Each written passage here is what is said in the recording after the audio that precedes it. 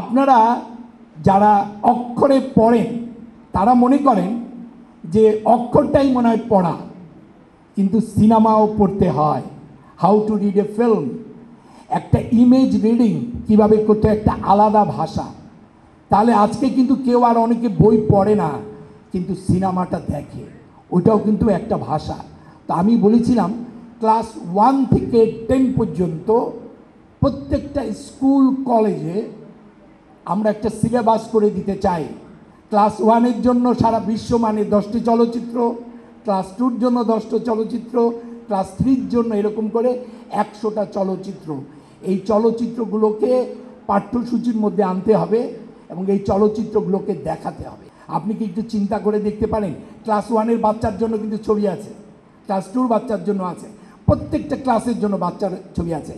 আজকে যদি বাংলাদেশের একটি শিক্ষা প্রতিষ্ঠান থেকে একটি ম্যাট্রিক পরীক্ষা পাশ করার পর, কলেজ থেকে পাশ করার পর সে যদি 100টা চলচ্চিত্র দেখে, তার পরিবর্তন হতে বাধ্য।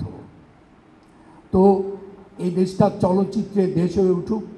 কোনো রাষ্ট্র ব্যবস্থায় চলচ্চিত্রকে ওইভাবে এগিয়ে নিতে পারেনি।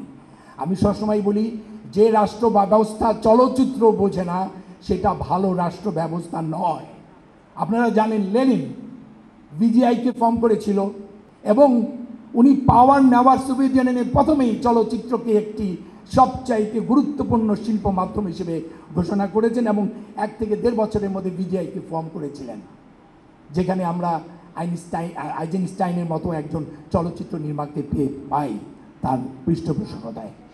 তো বাংলাদেশ একটি চমৎকার চলচ্চিত্রের দেশ হয়ে উঠুক। আমি মনে করি নেক্সট 20 বছরে বাংলাদেশ চলচ্চিত্রে অসম্ভব একটি ভালো জায়গায় চলে যাবে।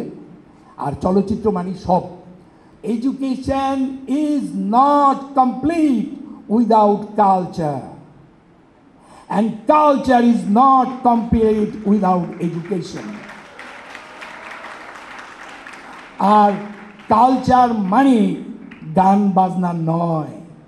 সংস্কৃতিটা কি এটা একটু বুঝি, ধারণ করি, তাহলে আমাদের প্রফেট নবী করিম সাল্লাল্লাহু আলাইহি সাল্লামের জীবনটাই সংস্কৃতি, তাই না? কাজেই সংস্কৃতিকে ছাড়া যাবে না।